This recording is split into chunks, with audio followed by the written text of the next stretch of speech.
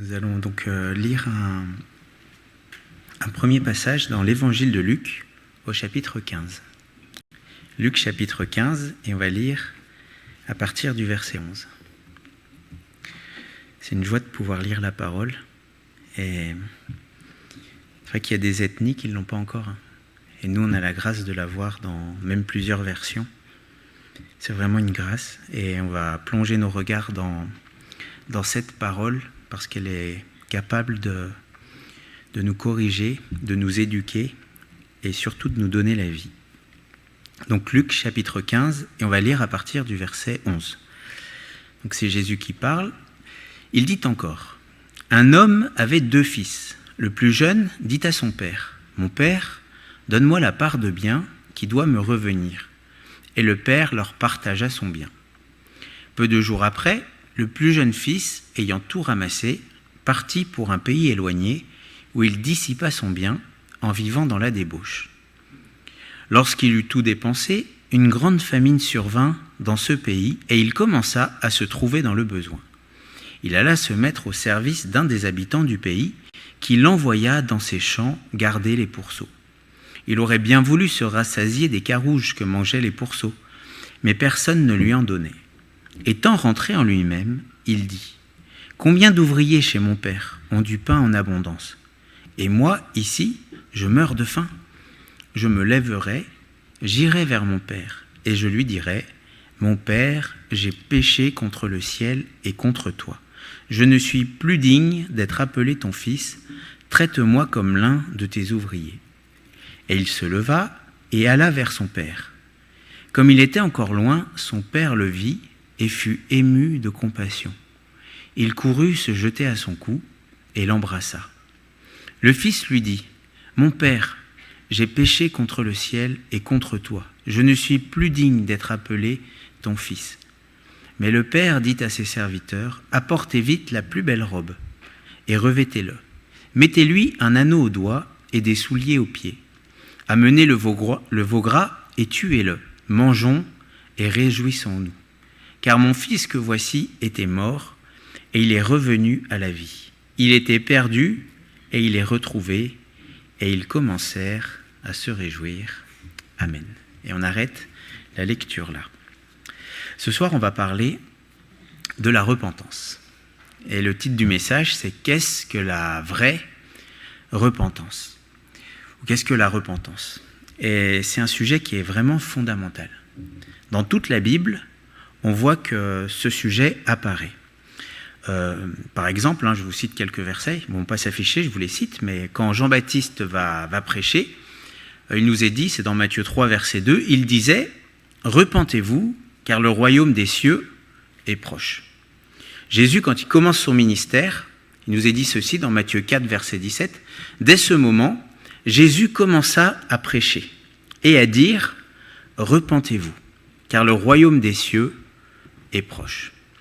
Pierre, à la Pentecôte, son premier sermon public, en tout cas à ce moment-là, à Jérusalem, dans Actes 3, 19, quand les gens vont être saisis et vont lui demander « mais qu'est-ce qu'il faut faire ?»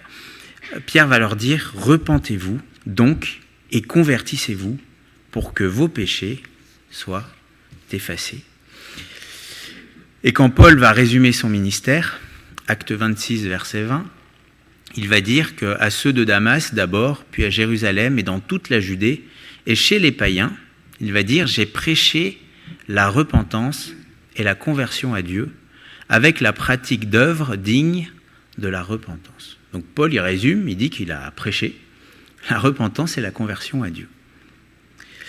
Et jusqu'à la fin de la Bible, dans l'Apocalypse, au chapitre 2, au verset 5, à la première église, Jésus lui dit « Souviens-toi donc d'où tu es tombé, repens-toi et pratique tes premières œuvres. » Donc on voit que la repentance, là j'ai pris que des textes du Nouveau Testament, mais il y en aurait plein dans l'Ancien Testament, on voit que c'est une notion qui parcourt toute la Bible. Et c'est une notion qui est fondamentale. C'est tellement fondamental que si je n'ai pas compris ce que c'est, je n'ai rien compris à la Bible. Je ne comprends pas ce que la Bible veut dire, puisque c'est la première chose que Jésus a prêché, c'est la première chose que les apôtres prêchaient, et puis quand Jésus les envoyait, il leur demandait de prêcher la repentance, et jusque dans l'Apocalypse, Dieu demande à son Église de se repentir quand il y a quelque chose qui ne va pas.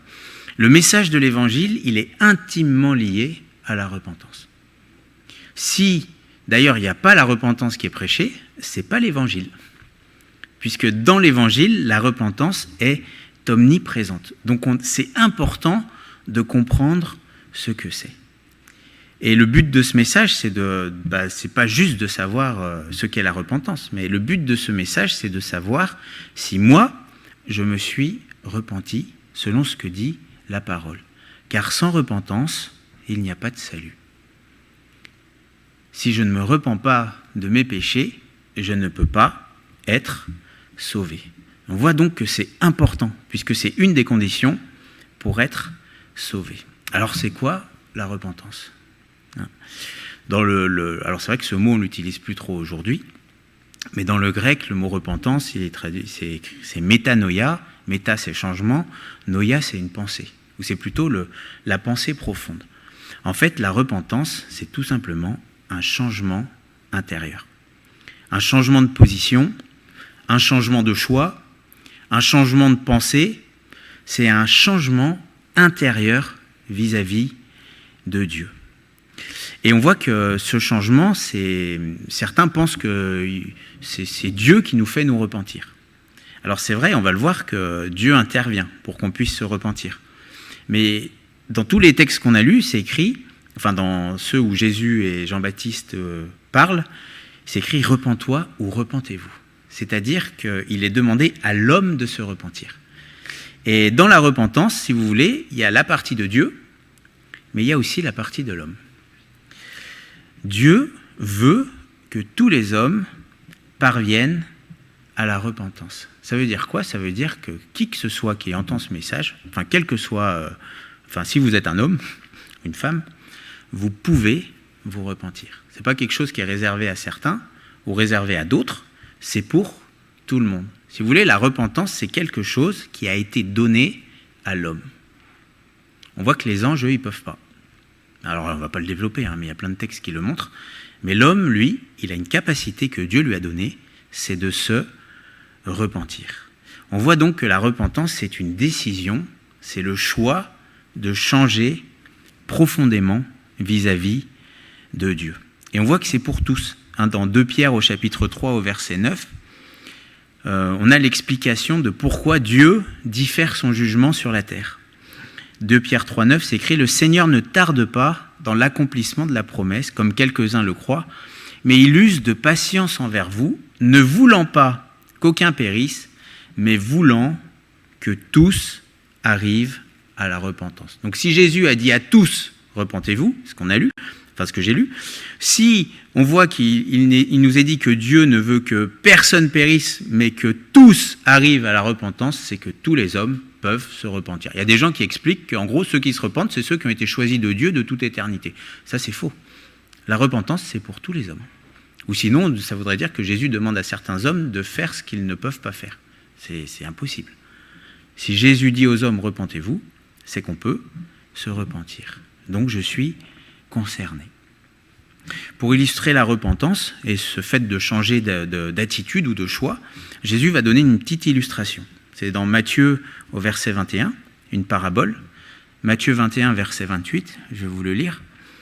Jésus dit ceci, il parle à des pharisiens, des religieux, qui connaissent bien les Écritures. Il leur dit « Que vous en semble ? Un homme avait 2 fils. Et s'adressant au premier, il dit « Mon enfant, va travailler aujourd'hui dans ma vigne. » Il répondit « Je ne veux pas. » Et il fait un choix. Ensuite, il se repentit et il alla. C'est tout simple. Il ne veut pas. Il se repent, il veut. Il change d'attitude vis-à-vis de ce que Dieu lui avait dit. S'adressant à l'autre, il dit la même chose. Et ce fils répondit « Je veux bien, Seigneur. » Et il n'alla pas. Vous voyez, il y en a un qui ne veut pas. Il se repent, c'est-à-dire il change. Il veut. Puis il y a l'autre qui veut. Il se repent aussi. Il se repent, il change et il ne veut pas. Jésus continue, verset 31. « lequel des deux a fait la volonté du Père ? Ils répondirent, le premier. Donc on voit que ce n'est pas parce que je ne veux pas faire la volonté du Père que ça veut dire que je suis obligé de rester dans ma position. Je peux changer d'attitude vis-à-vis de Dieu. C'est tout simple. C'est ça la repentance. Lequel des deux a fait la volonté du Père ? Ils répondirent, le premier. Et Jésus leur dit, je vous le dis en vérité, les publicains et les prostituées vous devanceront dans le royaume de Dieu. Car Jean est venu à vous dans la voie de la justice, et vous n'avez pas cru en lui. Mais les publicains et les prostituées ont cru en lui, et vous qui avez vu cela, vous ne vous êtes pas ensuite repentis pour croire en lui. Et la repentance, c'est vraiment quelque chose de merveilleux, parce qu'on voit que par la repentance, là il nous est parlé de prostituées et de publicains qui vont devancer les religieux dans le royaume des cieux. Ça veut dire quoi ? Ça veut dire que je peux avoir très mal commencé. Je peux être dans une situation vis-à-vis de Dieu qui est critique, qui est vraiment grave, mais ce n'est pas perdu, parce que je peux me repentir. Et on en voit d'autres qui peuvent être très proches ou avoir tout compris de ce que Dieu veut, et pourtant ne pas vouloir faire ce que Dieu demande. Et la repentance, c'est vraiment quelque chose de merveilleux, parce qu'on peut très mal commencer. Vraiment très mal commencer. Mais on peut très bien finir, parce que Dieu nous donne la possibilité de changer d'attitude, de cœur vis-à-vis de lui. On voit dans la parole que la repentance, c'est le désir de Dieu pour l'homme. C'est ce qu'il veut pour l'homme. C'est ce pourquoi il patiente. C'est ce pourquoi il ne punit pas l'homme de ses péchés rapidement.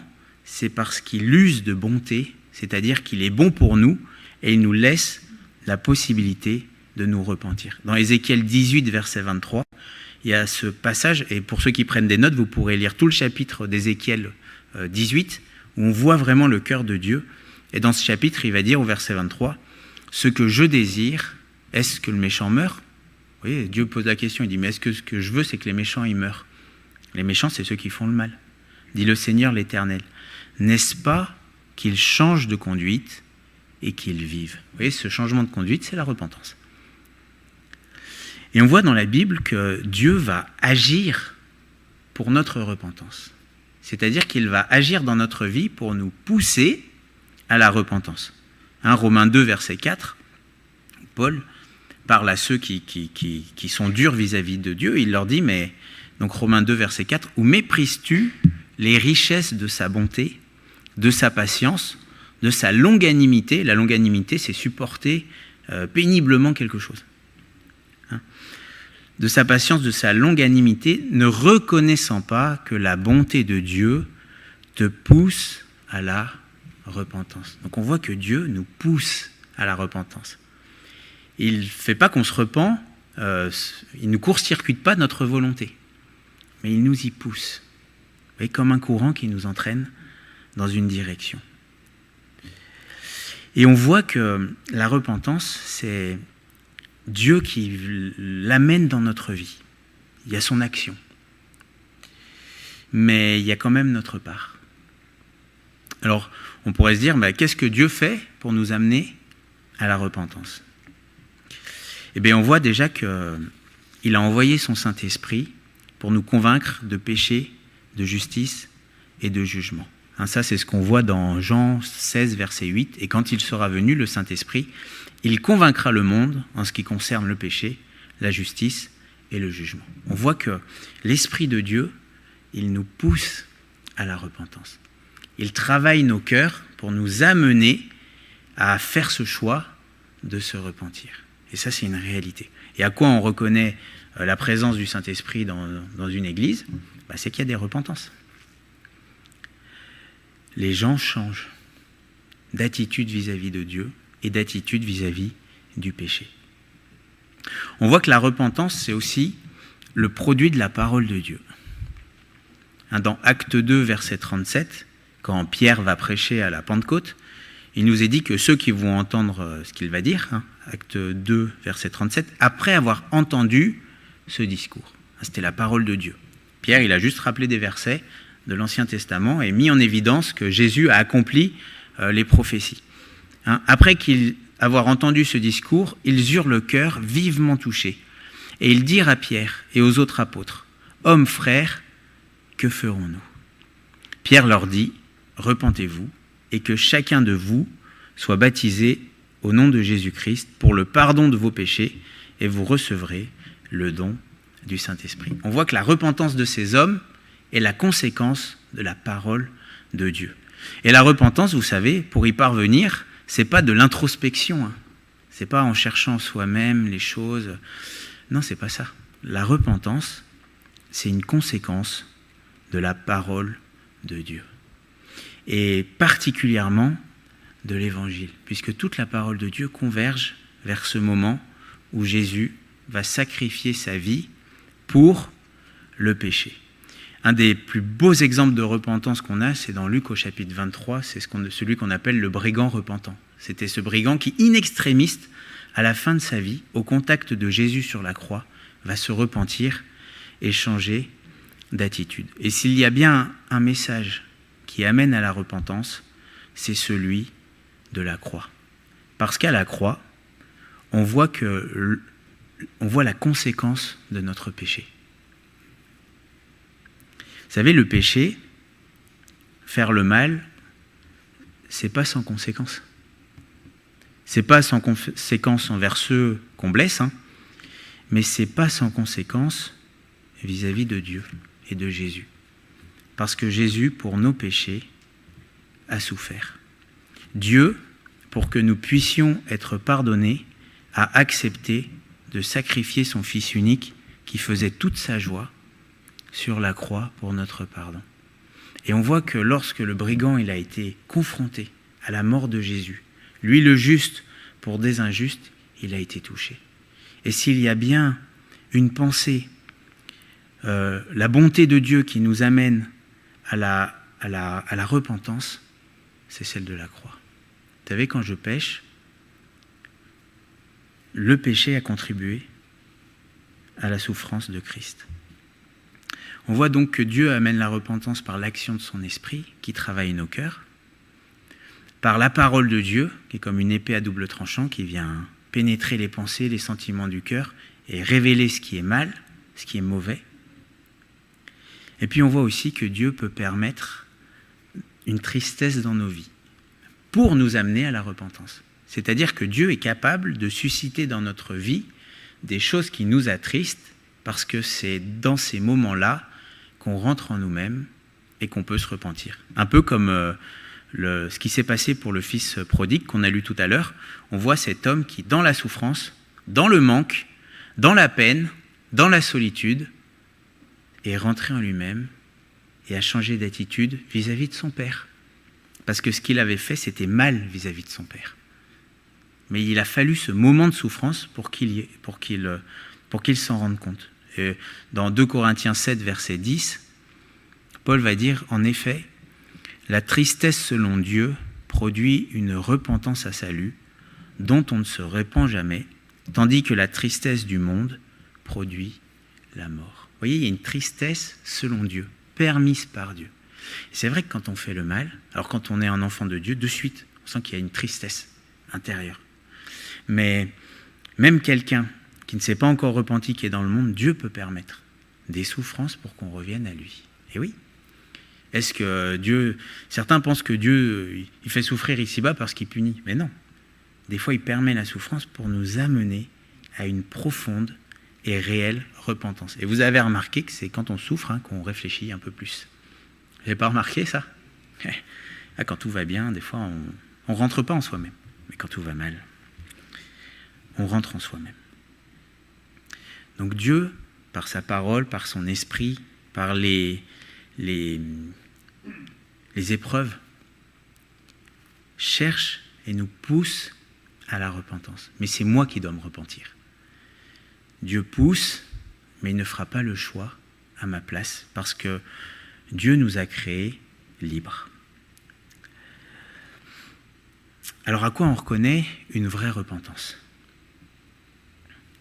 Comment savoir si je me suis vraiment repenti ? Eh bien, la première chose qu'on voit, c'est que la repentance, quand on s'est repenti, ça porte du fruit. Dans Matthieu au chapitre 3 et au verset 4, il nous est parlé de Jean-Baptiste. Et Jean-Baptiste, il pratiquait un baptême. Et ce baptême s'appelait le baptême de la repentance. C'est-à-dire que ceux qui se faisaient baptiser par Jean-Baptiste s'étaient repentis. Donc Matthieu 3, verset 4, il nous est dit, donc Jean avait un vêtement de poil de chameau et une ceinture de cuir autour de ses reins. Il se nourrissait de sauterelles et de miel sauvage. Les habitants de Jérusalem et toute la Judée et de tout le pays des environs du Jourdain se rendaient auprès de lui et confessant leurs péchés, ils se faisaient baptiser par lui dans le fleuve du Jourdain. Mais voyant venir à son baptême beaucoup de pharisiens et de sadducéens, il leur dit, « Race de vipères, qui vous a appris à fuir la colère à venir? Produisez donc du fruit digne de la repentance. » On voit que Jean-Baptiste refusait son baptême à certains. Pourquoi? Parce qu'il n'y avait pas le fruit digne de la repentance. Le fruit, c'est quoi? Le fruit, un arbre, c'est sa vie qui sort au dehors. C'est ce qui nous permet de voir la nature de l'arbre. Quand on se promène en hiver, vous savez, quand tous les arbres, il n'y a plus, pas une feuille, pas un fruit, c'est dur de savoir quelle est la nature de l'arbre. Mais quand c'est le printemps et que la vie, elle jaillit à l'extérieur, en fait, on reconnaît la nature de l'arbre au fruit. C'est pareil. S'il y a repentance, c'est-à-dire un changement intérieur, profond, il va forcément y avoir un changement extérieur. Je ne sais pas si c'est clair. Le fruit, c'est ce qui est à l'extérieur. C'est ce qui sort de l'arbre. D'accord ? C'est l'intérieur qui va au dehors. C'est tout à fait logique. Si je dis que j'ai changé et que je ne change pas, si je dis que je me repens, mais qu'il n'y a aucun changement dans ma vie, c'est qu'il n'y a pas eu de changement à l'intérieur. Enfin, c'est tout simple. Et Jean voyait venir à son baptême des gens disant se repentir, ou adhérant à son baptême de la repentance, mais il n'y avait aucun changement dans leur vie. Donc s'il n'y a pas de changement, c'est qu'il n'y a pas de repentance. Et la question que je dois me poser, c'est est-ce que dans ma vie, il y a eu un changement profond, mais qui se voit dans mon comportement, dans mes pensées. Alors qu'est-ce qu'il faisait? Déjà, il nous est dit, on est toujours dans Matthieu 3, au verset 4, il nous est dit que les habitants de Jérusalem, de la Judée, ils venaient et confessant leurs péchés, ils se faisaient baptiser par lui dans le fleuve du Jourdain. Ils confessaient leurs péchés. C'est-à-dire qu'ils reconnaissaient publiquement leurs péchés. Ils le disaient. Alors, est-ce que ça veut dire qu'il faut de suite dire à tout le monde tout ce qu'on a fait? Non, je ne pense pas que c'est ça. Mais je crois qu'il nous est dit qu'ils reconnaissaient leurs péchés. Et je crois que quelqu'un qui est repentant, la première chose où ça se voit, c'est qu'il se reconnaît comme pécheur. Et vous savez, les brigands sur la croix, si on reprend ce passage, on voit qu'il y en a un qui va vouloir être libéré, enfin les deux d'ailleurs au début. Mais celui qui se repent, à un moment, il va se reconnaître comme coupable, puisqu'il va dire, pour nous, c'est justice. Et la première chose où on voit la repentance, c'est qu'on se reconnaît coupable envers les hommes, mais surtout coupable vis-à-vis de Dieu. Et ça, c'est la marque, on va dire initiale, de quelqu'un qui se repent, c'est qu'il a conscience qu'il a mal agi vis-à-vis de Dieu. Le fils prodigue, quand il va revenir, on l'a lu tout à l'heure, au verset 18, Luc 15, 18, il dit « Je me lèverai, j'irai vers mon père, et je lui dirai, mon père, j'ai péché contre le ciel et contre toi. » Vous voyez, le fils, il reconnaît que le péché, ce qu'il a fait, c'est d'abord mal vis-à-vis de Dieu. On voit que la repentance, c'est quelque chose de spirituel. C'est pas que je reconnais que j'ai fait du mal à quelqu'un d'abord, c'est que je reconnais que par mon comportement, par mon attitude, par mes choix, je déshonore et je fais du mal à Dieu. Aussi, si on voulait avoir un exemple de repentance, il y a l'adultère de David. David, il a commis un adultère et un meurtre, et il va dissimuler ça. Puis le prophète va venir, inspiré par l'Esprit, il va donner la parole de Dieu, donc on voit l'effet de l'Esprit et de la parole. Et quand David va prendre conscience de son péché, c'est dans 2 Samuel 12, verset 13, David va dire à Nathan, David dit à Nathan, « J'ai péché contre l'Éternel ». Il ne va pas dire « J'ai péché contre Uri, j'ai péché contre Bathsheba, j'ai péché contre le peuple ». Il va dire « J'ai péché contre l'Éternel ». Et Nathan dit à David, « L'Éternel pardonne ton péché, tu ne mourras point ». Et dans le psaume 51, et il y a aussi le psaume 32, mais dans le psaume 51 au verset 6, quand on a la prière de repentance de David, et dans ces psaumes on voit vraiment ce qu'est une profonde repentance, dans le psaume 51 au verset 6, David il dit « J'ai péché contre toi seul, j'ai fait ce qui est mal à tes yeux ». Vous voyez la conséquence. Quand on pêche, c'est vis-à-vis d'abord de Dieu, parce que Dieu est notre Créateur. Et quand on se repent d'abord vis-à-vis de Dieu. Si pour moi ma repentance c'est que vis-à-vis des autres, il y a quelque chose que je n'ai pas compris. Et j'ai besoin de méditer la parole de Dieu pour arriver à cette profonde repentance. Quand on se repent, on reconnaît que ce qu'on a fait, c'est mal aux yeux de Dieu, c'est mal vis-à-vis de lui. C'est une offense à Dieu. C'est un profond déshonneur qu'on lui fait parce qu'il ne nous a pas créés pour qu'on fasse le mal. Quand on se repent, on reconnaît que ce que j'ai fait, plus que de faire du mal à quelqu'un, j'ai fait du mal à Dieu. Certains pensent que quand on pêche, Dieu il est au-dessus, ça ne l'atteint pas. Mais Dieu nous aime. Et quand on aime quelqu'un, vous savez, les parents, les enfants, ils savent très bien que quand on aime quelqu'un, quand cette personne fait le mal, ça nous blesse, ça nous atteint. Et Dieu nous aime tellement que quand on fait le mal, eh bien on l'atteint. Et il suffit de regarder à Jésus les souffrances qu'il a dû endurer à cause de notre péché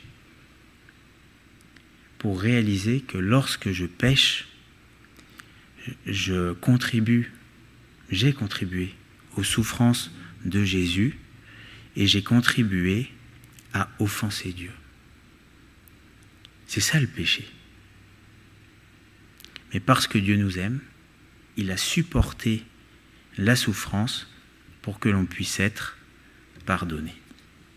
Une véritable repentance, c'est une prise de conscience vis-à-vis du péché. C'est-à-dire qu'on a fait le mal vis-à-vis de Dieu et c'est un changement d'attitude vis-à-vis de ce mal. Alors est-ce que ça veut dire qu'on y arrive tout le temps ?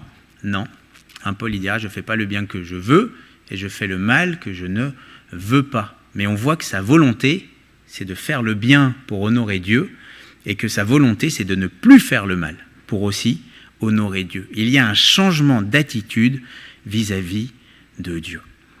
Et lorsqu'il y a repentance, il y a aussi un changement d'attitude vis-à-vis des hommes.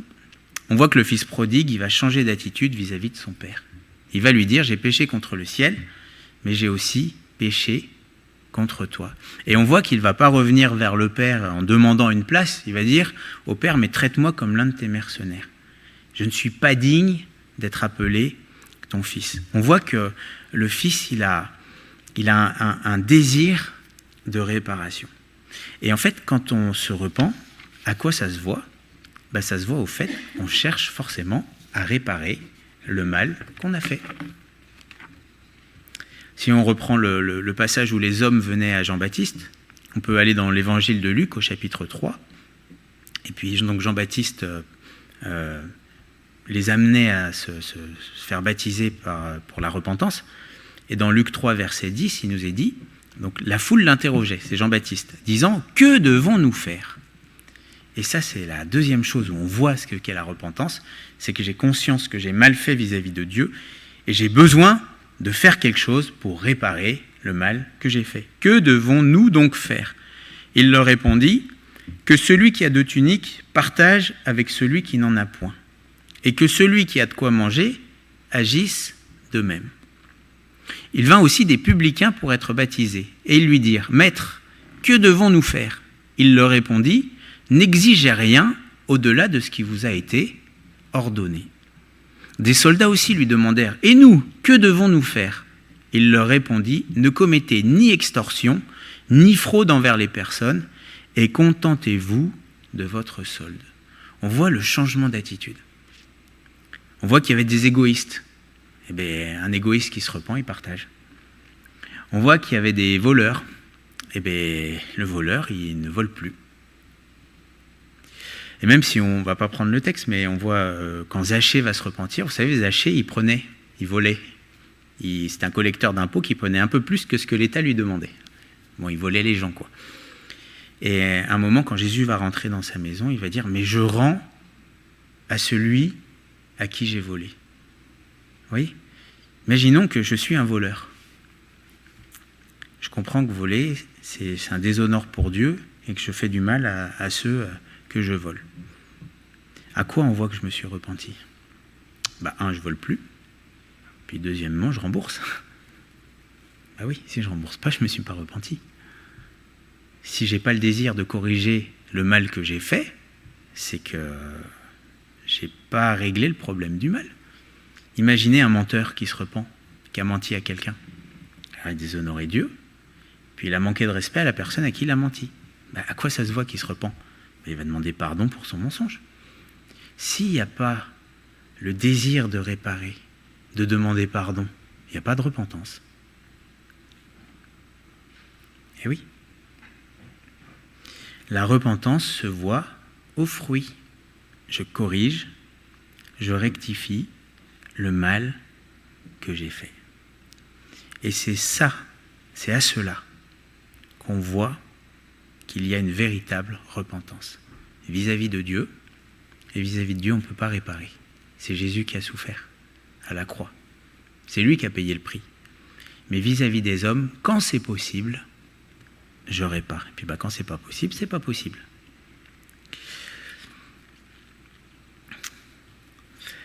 Ensuite, la repentance.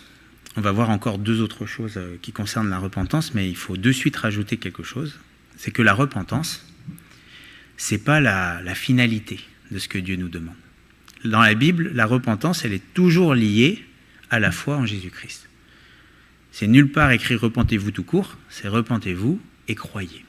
Dans Marc chapitre 1er, toujours lorsque Jésus commence à prêcher, Marc chapitre 1er verset 15, il disait « Le temps est accompli, le royaume de Dieu est proche, repentez-vous et croyez à la bonne nouvelle. » La repentance sans la foi, ça sert à rien. Enfin si, c'est quand même bien, mais c'est pas complet. C'est pas ce que Dieu veut. Il veut pas qu'on soit juste des personnes repentantes, il veut qu'on se repente et qu'on croit en la bonne nouvelle. La bonne nouvelle, c'est l'évangile. Et s'il y a bien une chose qu'il faut comprendre, c'est que si Dieu veut qu'on se repente, c'est parce que ce qu'il veut par-dessus tout, c'est nous pardonner. Il veut pardonner. Et le but de la repentance, c'est que l'on soit pardonné et purifié par Dieu. Si Dieu nous demande de nous repentir, c'est parce qu'il nous aime et parce qu'il veut nous pardonner de tous nos péchés. Et oui, c'est pas repens-toi et puis ce que Dieu veut, c'est pas qu'on s'afflige pour le péché, mais c'est surtout que l'on soit pardonné de nos péchés. Et l'une des caractéristiques d'une véritable repentance, quand il y a la foi, c'est qu'elle produit une bonne conscience. Une des conséquences d'une vraie repentance et de la foi, c'est la bonne conscience. Dans Hébreux 9, verset 14, il nous est parlé de Jésus, souverain sacrificateur, qui a offert son sang. Il nous est dit « Combien plus le sang de Christ, qui par un esprit éternel s'est offert lui-même sans tache à Dieu, purifiera-t-il votre conscience des œuvres mortes ?» c'est-à-dire du péché, des œuvres qui produisent la mort, des œuvres mortes, afin que vous serviez le Dieu vivant. Il nous est dit, purifiera-t-il votre conscience? Quand on s'est repenti et qu'on croit réellement au sacrifice de Jésus, qu'on saisit par la foi ce que Jésus a fait, il y a une bonne conscience. Acte 3, verset 19, Pierre dira, repentez-vous donc, convertissez-vous, afin que vos péchés soient effacés. Quand il y a repentance et qu'il y a foi, notre conscience est libérée de la culpabilité du péché. Si notre conscience était un vêtement blanc et que le péché c'était des taches, que je prends conscience de ces taches et que je me tourne vers Dieu lui demandant de me purifier, par la foi en Jésus-Christ, les taches sont ôtées. Et quelqu'un qui s'est réellement repenti et qui met sa foi en Jésus-Christ, il est libéré du poids de la culpabilité et il ne se comporte plus comme un coupable, il se comporte comme quelqu'un qui a été gracié. Dans le psaume 32 au verset 5, David il dit « Je t'ai fait connaître mon péché. Je n'ai pas caché mon iniquité. » Vous voyez, ça c'est la confession du péché à Dieu. « J'ai dit, j'avouerai mes transgressions à l'Éternel. » Et regardez, et il dit à Dieu « Et tu as effacé la peine de mon péché. » Quelqu'un qui est gracié par Dieu, parce qu'il s'est repenti et qu'il croit en Jésus-Christ, c'est quelqu'un qui n'a plus sur ses épaules le poids de sa culpabilité. Il est libre de son péché parce que c'est Jésus qui est mort pour lui. Et ça, on le voit dans la parole de Dieu. Regardez comment David s'est comporté après sa repentance. C'est écrit qu'il va aller consoler Bathsheba. Vous voyez, alors c'est sûr qu'il y aura une conséquence à son péché, il y a un enfant qui va mourir. Mais quand l'enfant va mourir, on voit que David, il va jeûner parce qu'il aime ce petit et il ne sait pas si Dieu ne pourrait pas... Bon, il essaye. Il a bien raison. Mais bon, quand à un moment, la sentence, elle tombe parce que... voilà. On voit que de suite après, il se lève, il mange, et puis il va consoler Bathsheba. Vous voyez la repentance? Il ne va pas continuer à s'affliger. Il croit profondément en ce que Dieu a dit. Parce que Nathan a dit, Dieu pardonne ton péché.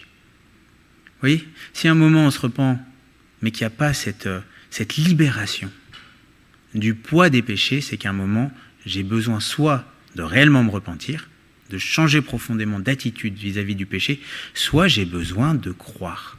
Si Dieu dit qu'il pardonne, c'est qu'il pardonne. Si Dieu dit qu'il purifie de tout péché, c'est qu'il purifie de tout péché et de toute iniquité. C'est écrit dans la première épître de Jean, à la fin du chapitre 1er, début du chapitre 2, que si on confesse nos péchés, il est fidèle et juste pour nous purifier, nous laver de toute iniquité. Donc, une vraie repentance se voit par une libération du péché. Avec la foi, bien sûr. Mais se repentir sans la foi, ce n'est pas ce que Dieu veut. Ce que Dieu veut, c'est qu'on se repente et qu'on croit en Jésus-Christ. David il dira dans le psaume 51, « Purifie-moi avec l'hysope et je serai pur. » Vous savez que l'hysope, c'est ce qu'on a tendu à Jésus quand il était sur la croix. Il va dire « Lave-moi et je serai plus blanc que la neige. » Vous voyez, David, il savait que malgré tout le mal qu'il avait fait, parce qu'il s'était repenti et qu'il croyait au sacrifice, et en plus à l'époque c'était des sacrifices d'animaux. Donc il croyait. Il savait qu'il serait plus blanc que la neige. Vous voyez, quelqu'un qui parle tout le temps de son péché, qu'il a commis, et qu'il en parle comme s'il était encore aujourd'hui coupable de ce qu'il avait fait, ou quelqu'un qui est toujours en train d'essayer de se racheter du mal qu'il a fait, comme pour mériter l'amour de Dieu ou je ne sais quoi d'autre, il y a un problème. C'est que soit la repentance n'est pas réelle, soit il n'y a pas la foi. Mais la foi et la repentance produisent une libération. Alors, bien sûr, il y a le diable qui est l'accusateur. Ça, c'est autre chose. Le diable, lui, il vient nous rappeler nos fautes. Et puis même certains hommes peuvent nous rappeler nos fautes. Vous savez, ceux qui ne font pas grâce, ils nous traitent comme les hommes qu'on a été, parce qu'ils ne croient pas en la grâce. La grâce de Dieu pardonne un homme. Et quelqu'un qui croit en la grâce, il traite le coupable repentant avec joie, pas avec mépris, comme le deuxième fils qu'on n'a pas lu dans la parabole de Luc 15. C'est vrai que le diable peut nous rappeler nos fautes. Les hommes peuvent nous rappeler nos fautes. Mais on a un avocat auprès du Père. Et dans Romains 8, verset 33, il nous est dit « Mais qui accusera les élus de Dieu ?» C'est Dieu qui justifie. Qui les condamnera ? Christ est mort, bien plus il est ressuscité, il est à la droite de Dieu et il intercède pour nous. J'ai envie de dire Alléluia. Et c'est là où on voit que la repentance, c'est spirituel. Parce que le pardon, c'est Dieu qui l'accorde. Si Dieu me pardonne, si Dieu me justifie, si Dieu me purifie, si je me suis repenti vis-à-vis de Dieu et que je reçois le pardon de Dieu, vous savez, après on peut bien nous accuser, mais c'est Dieu qui a le dernier mot. Et même quand les gens nous accusent, si Dieu a purifié notre cœur par le sang de Christ à la croix, les hommes peuvent bien nous accuser, mais c'est Dieu qui a le dernier mot et qui nous donne la paix et cette bonne conscience. Et le dernier point, concernant la repentance, oui, il y a le fruit, oui, il y a la bonne conscience, mais la repentance et la foi, ça produit la joie. Et à quoi on reconnaît quelqu'un qui s'est vraiment repenti et qui a la foi en Jésus-Christ ? Il est heureux d'avoir été pardonné de ses péchés. Dans Luc 15, on voit que le Père il va faire la fête. Il y a le festin pour le fils prodigue et il va dire aux invités « Mais réjouissez-vous !» Et cette parabole, en fait, il y a deux autres paraboles avant où on voit que c'est Dieu qui cherche la brebis perdue ou la drachme perdue. Et la conclusion de ces deux paraboles, c'est qu'il y a plus de joie dans le ciel pour un pécheur qui se repent que pour 99 justes qui n'ont pas besoin de la repentance, sachant que ça n'existe pas. Mais ça veut dire que Dieu est heureux lorsqu'un homme se repent. Son désir est satisfait, c'est sa satisfaction que les hommes se repentent. On voit le père qui au loin voit son fils à peine revenir, il n'est pas encore rentré. C'est pas comme s'il l'attendait qu'il revienne dans la maison comme ça, en attendant ce qu'il allait dire. Dès qu'il y a le mouvement de retour, il y a le père qui court et qui va embrasser son fils. Vous voyez, Dieu aime la repentance. Et de suite, il y a de la joie. Il y a de la joie pour le père, mais il y a de la joie pour le fils, d'être pardonné, d'être gracié de ses péchés. David, il va dire dans le psaume 32, verset 1, David, son psaume qui parle de la repentance, commence en disant « Heureux celui à qui la transgression est remise, à qui le péché est pardonné. » Est-ce qu'il y a la joie du salut ? Parce que c'est ce que produit la repentance. Vous voyez, la repentance, ce n'est pas quelque chose de mauvais. C'est quelque chose de merveilleux. Parce que je peux être le pire des hommes, mais en me repentant et en croyant en Jésus-Christ, je peux être gracié, je peux être pardonné, je peux avoir un avenir fait d'espérance et je peux être heureux ici-bas et pour l'éternité parce que j'ai été gracié. David, dans le psaume 51, il dira « Annonce-moi l'allégresse et la joie, et les eaux que tu as brisées se réjouiront. » Il est magnifique ce verset. « Les eaux que tu as brisées se réjouiront. » Eh oui, la repentance, c'est merveilleux. Pour ça que enlever le message de la repentance à la parole, ne plus prêcher sur la repentance, mais c'est une folie.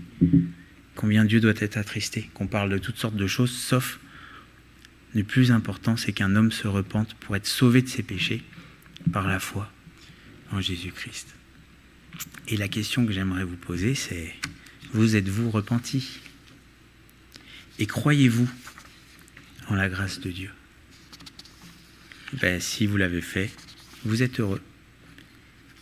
Peut-être que quelqu'un a du mal à se repentir ou se rend compte que sa repentance n'est pas tout à fait conforme à ce qui est décrit dans la parole de Dieu.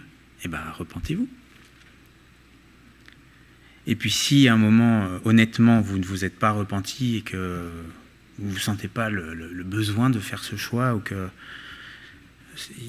vous sentez qu'il y a quelque chose qui manque, méditez la parole de Dieu. Et soyez honnête avec Dieu. Peut-être que la bonne prière, c'est dire « Seigneur, je ne me suis pas totalement repenti de ceci ou de cela. Aide-moi, puisque tu pousses à la repentance. Montre-moi par ton esprit. Ouvre mes yeux pour que je voie les choses et que je puisse vivre cette réelle repentance et que je puisse être sauvé et que je puisse être libéré du poids du péché et dans la joie. » Et on voit qu'ensuite, et on l'a lu dans Hébreux, qu'une fois qu'on est purifié, notre conscience est purifiée des œuvres mortes, on peut ensuite servir le Dieu vivant et vrai. Et c'est vrai que libéré du poids du péché et rempli de la joie du salut, on peut servir le Seigneur. Et d'une vie qui l'offensait, on peut passer à une vie qui l'honore et qui lui est agréable. C'est magnifique.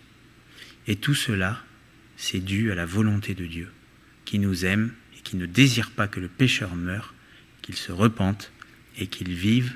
C'est le Dieu que nous avons. Et c'est ce qu'il veut. Alors à nous, il nous y pousse, je crois par sa parole ce soir, à nous de faire le choix de nous repentir, de rejeter le mal, de lui demander pardon, de réparer ce qui est réparable et aussi d'accepter le sacrifice de Jésus, d'être libéré du poids de nos péchés et de recevoir cette joie qui vient directement du cœur de Dieu. Merci Seigneur pour ta parole. Et merci parce que tu as donné aux hommes la possibilité de se repentir. Merci Seigneur pour cette grâce que tu nous accordes. Et merci parce que ta parole nous révèle que ce que tu désires, ce n'est pas que nous mourions.